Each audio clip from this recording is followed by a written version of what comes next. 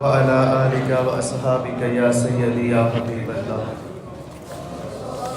الصلاة والسلام عليك يا شفيع المذنبين وعلى آلك وأصحابك يا رحمة للعالمين.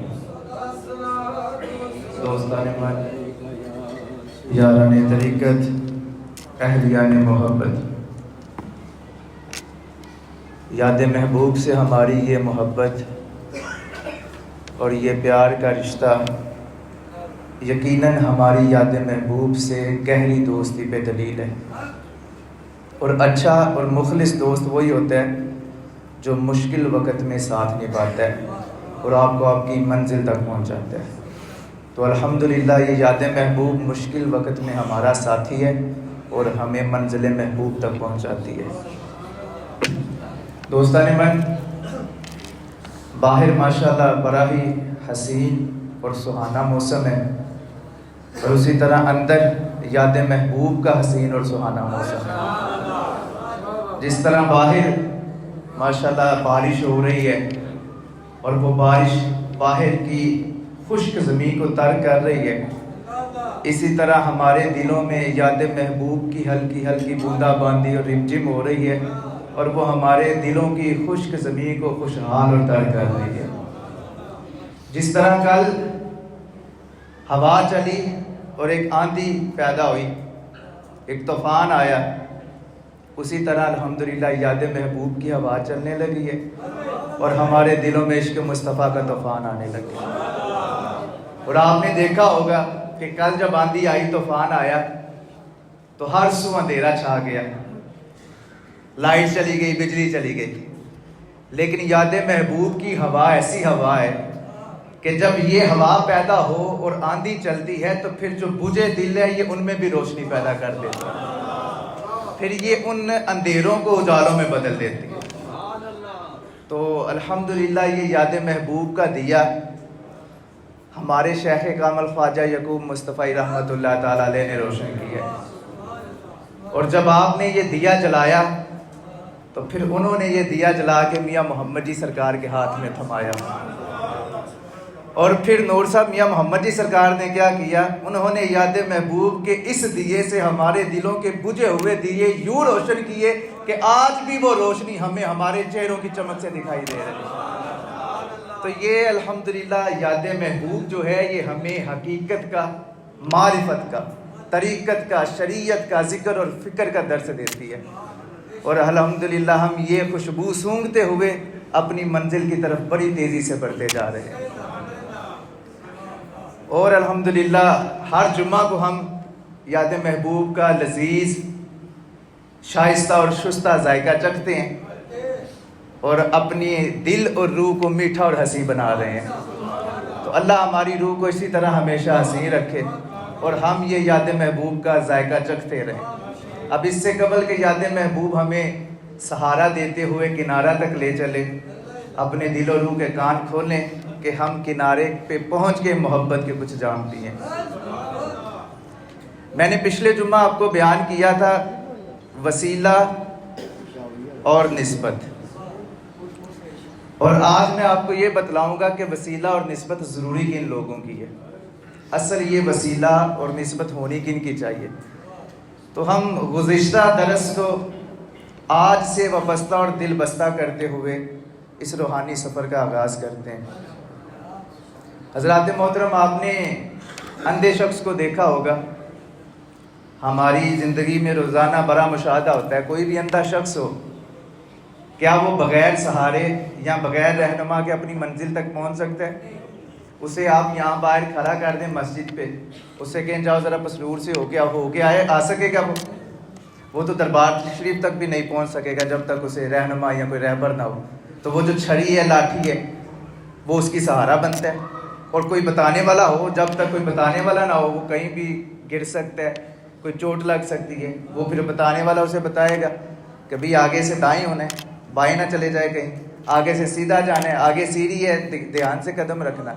تو گویا معلوم ہوا کہ اندھا شخص جو ہوتا ہے اسے کسی نہ کسی سہارے اور رہبر کی ضرورت ہوتی ہے. آپ دیکھیں نا، آپ لوگ یہاں پہ آئے ہیں، آنکھیں تھی تو آئے ہیں نا. اگر اللہ نہ کرے آنکھیں نہ ہوتی تو پھر پھر بھی آپ نے آ تو جانا تھا، لیکن پھر وہ آپ کا آنا نہ ہوتا بلکہ کسی کا لانا ہوتا، کوئی نہ کوئی آپ کا سہارا بنتا، وہ سہارا بنتا تو پھر آپ یہاں تک پہنچ پاتے، ورنہ اگر کوئی اندھا شخص کہے کہ میں بغیر سہارے، بغیر لاٹھی اور بغیر رہنما کے اپنی کسی مقام یا منزل پہ پہنچ جاؤں گا تو ایسا بالکل ممکن نہیں۔ ہمارے یہاں پہ نا مدرسہ میں ایک حافظ صاحب تھے، حافظ بابر ان کا نام تھا، انہیں حافظ نبینا کہتے تھے۔ اب کے ہمارے معاشرے کا یہ رواج ہے کہ جسے دکھائی نہ دیتا ہو اسے نبینا کہا جاتا ہے، اور جو حافظ بھی ہو ساتھ اسے حافظ نبینا کہتے ہیں۔ اچھا، حافظ صاحب، حافظ نبینا صاحب کو میں نے حافظ بابر صاحب کا نام اس لیے لیا ہے، معاذ اللہ میں کوئی ان کی تضحیق یا توہین نہیں کر رہا، صرف آپ لوگ چونکہ کثرت سے انہیں جانتے ہیں، ان کا آپ کو پتہ نہیں ان کی ظاہری آنکھیں کام کرتی ہیں یا نہیں، اللہ کی ذات نے ان کی باطنی آنکھیں کتنی روشن کی ہو، تو میں کوئی ان کی توہین نہیں کر رہا، صرف نام اس لیے لے رہا ہوں کہ آپ لوگوں کو ان کا پتہ ہے، علم ہے، آپ کو سمجھ آ جائے گی بات کی اچھے طریقے سے۔ اب وہ حافظ بابر صاحب ہیں، انہوں نے ماشاءاللہ قرآن حفظ کیا تو کسی رہنما کے، کسی سہارے کے ساتھ ہی کیا نا، یا ایسا کیا کہ بس قرآن شریف کھولا اور انگلی پھیر دے کہ حفظ ہو گیا، ایسا تو نہیں ممکن، تو کوئی سہارا چاہیے نا، تو ان کا سہارا کون بنے؟ پیر وحید الحق صاحب رحمۃ اللہ، انہوں نے انہیں حفظ کروایا، پیر وحید الحق صاحب نے انہیں قرآن حفظ کروایا، وہ حالانکہ دیکھ نہیں سکتے تھے، نبینا تھے، انہوں نے انہیں سہارا دیا، انہیں پڑھاتے گئے، اور پھر انہوں نے حفظ کر کے، اور پھر جب انہوں نے اپنے سینے میں قرآن محفوظ کیا تو آج تک الحمدللہ ہزاروں طالب علموں کے سینے میں وہ شمع روشن کرتے ہیں۔ تو گویا معلوم یہ ہوا کہ کسی شخص کو، کسی اندھے شخص کو کسی سہارے کی ضرورت ہوتی ہے، اندھا شخص خود کبھی بھی اپنی منزل پہ نہیں پہنچ سکتا۔ اب یہاں میرے پاس حافظ مشتاق صاحب بیٹھے ہوئے ہیں، یہ بھی حافظ بابر صاحب کو جانتے ہیں۔ اب حافظ بابر صاحب آگے نے کہیں کہ آپ صاحب آؤ ذرا، میں موٹر سائیکل لے کے آیا، میرے پیچھے بہت سفر پہ جانا ہے، آپ صاحب بیٹھیں گے؟ کبھی بھی نہیں نا بیٹھ میں آپ۔ اچھا، ایک اور یہاں بات سن لیں، نام لے کے سمجھانے کا ایک اور مقصد ہوتا ہے، نام لے کے میں آپ کو اس لیے سمجھاتا ہوں، اس میں کوئی، یہ ایک پیار کی علامت ہے، دیکھیں یہاں ہزاروں بیٹھے ہیں، کسی اور کا نام کیوں نہیں لیتا، تو یہ محبت ہے۔ انہوں نے ماشاءاللہ ساری زندگی، حضرت صاحب کی، ان کی نسلوں نے ساری زندگی سرکار کی خدمت کی، اور انہوں نے اس خدمت میں، اس فقیری میں ہی اپنے آپ کو بادشاہ سمجھے، تو یہ بھی ایک محبت کی علامت ہے، اس لیے میں نام لیتا ہوں اور بچوں کی طرح آپ کو سمجھانے کی کوشش کرتا ہوں کہ جس طرح ایک باپ، اب دیکھیں نا، کوئی باپ ہے اور اس کے اولاد کوئی راہ سے بھٹک رہی ہو یا اس نے کوئی نصیحت کرنی ہو تو کیا خیال ہے آپ کا؟ ایسے ہی بس بات کر دے گا یا اچھے طریقے سے سمجھا کے اسے بٹھا کے سمجھائے گا کہ بیٹا ایسے نہیں، یوں نہیں، یوں کرو؟ کسی نہ کسی طریقے اگر تو وہ ایسے ہی کرے گا تو پھر تو یقیناً اسے اس کے مستقبل کی، اس کے فیوچر کی پرواہ ہی نہیں ہے، پھر تو وہ بس ایک فارمیلٹی پوری کرے گا، گزارا کرے گا، اپنے بچے کو سمجھائے گا تو بس بات ختم۔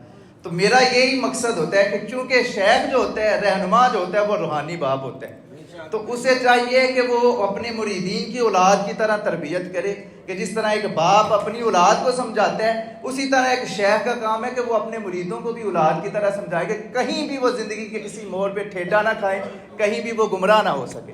تو میں اس لحاظ سے آپ کو، آپ کا نام لے کے آپ کو سمجھانے کی کوشش کرتا ہوں۔ اب میں آپ کے چہرے دیکھ رہا ہوں، پریشان ہو گئے کہ اتنا چھوٹا سا بچہ اور ہمیں باپ کا درجہ اپنے آپ کو دے کے ہمیں اولاد کہہ رہا ہے، تو ایک بات اور اپنے ذہن میں رکھیں، یہ اپنے ذہن میں بھی اور دل میں بھی فٹ کریں کہ کبھی بھی کسی بندے کو عزت اس کی عمر سے نہیں ملتی، بلکہ اس کے منصب اور اس کے عہدے سے ملتی ہے۔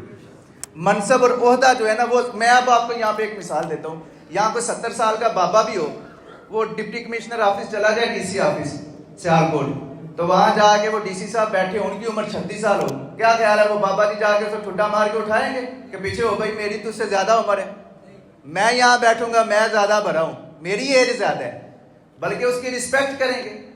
کیوں کریں گے؟ کیونکہ انہیں پتہ ہے بے شک عمر میں چھوٹا ہے لیکن عہدہ پر ہے۔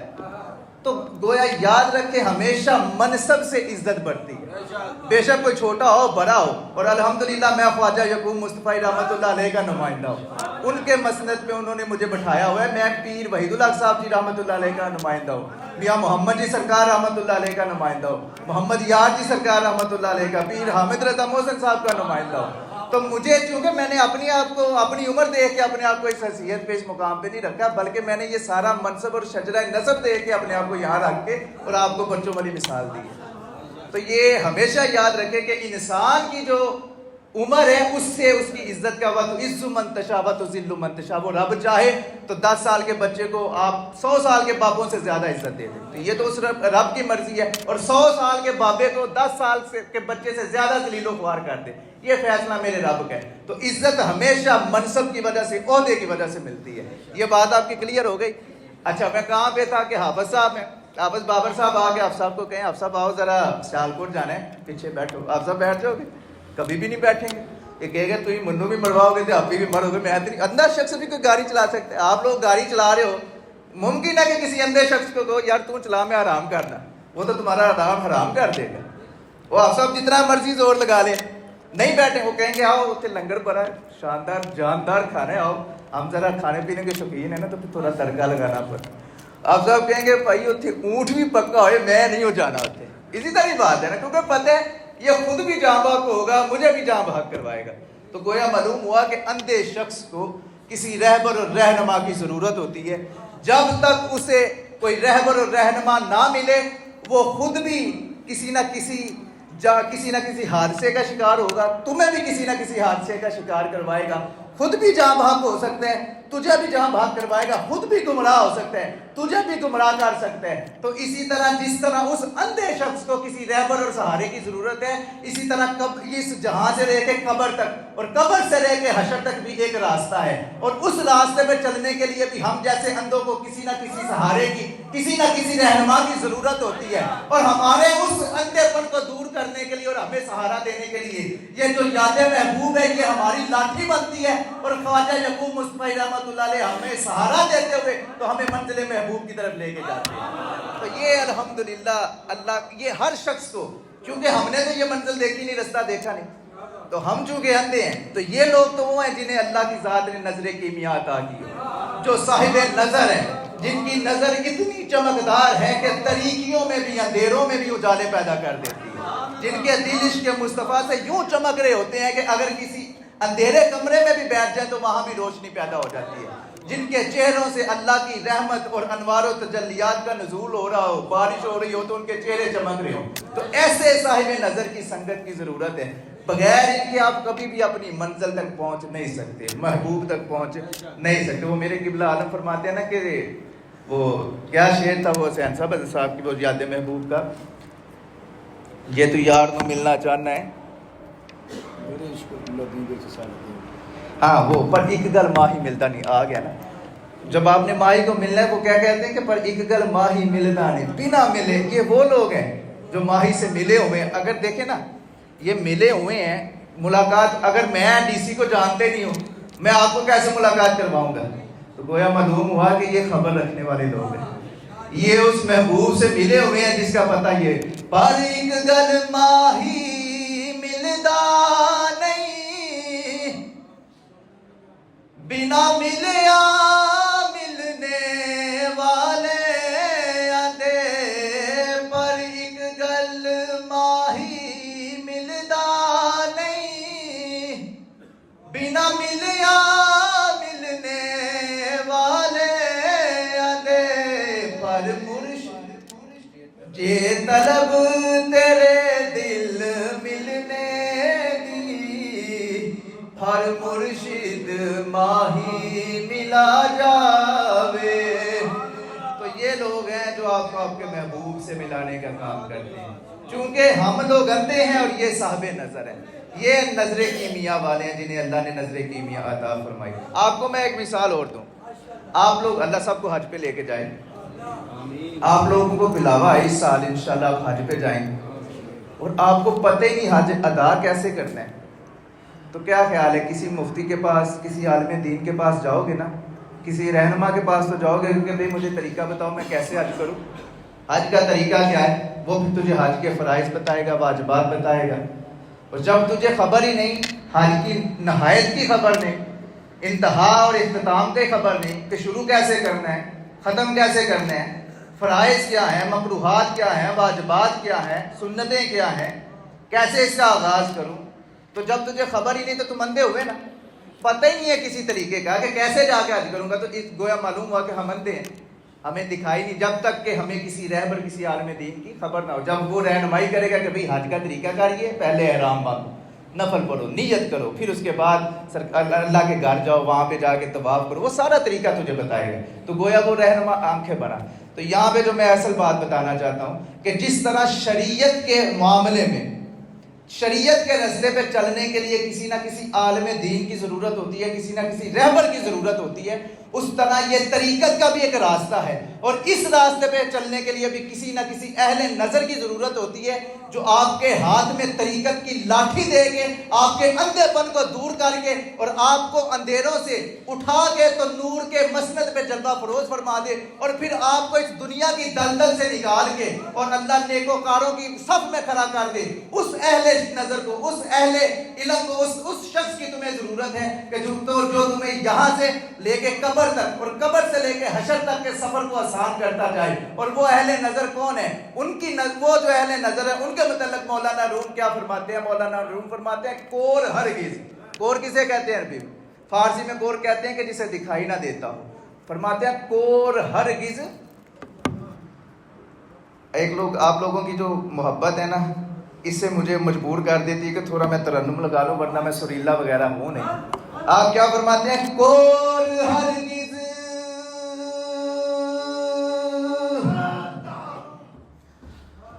کور ہرگز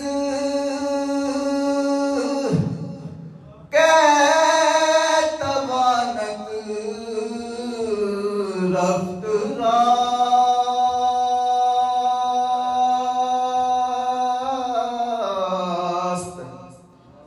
کور ہرگز کہ توانت رفت راست.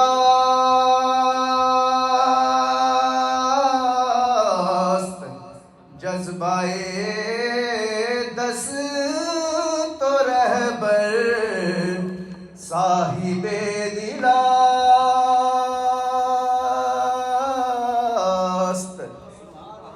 تو اندھا شخص جو ہے بغیر رہبر کے کبھی بھی اپنے ماہی محبوب کو مل نہیں سکتا. اس کے لیے رہبر کا ہونا بہت ضروری ہے. اب ہماری نظر میں رہبر کون ہے؟ وہ میں اب اپنے حضرت سے مولانا روم کو تو پڑھا تو خواجہ یعقوب کو بھی پڑھتا ہوں. ہماری نظر میں رہبر کسے؟ ہمارے شیخ کامل نے کیا فرمایا کہ پیر توں تے مرید تیرا دو ہاں شریعت لگ دی ہے، فرق پیاج وال برابر بدنامی دو جگ دی ہے.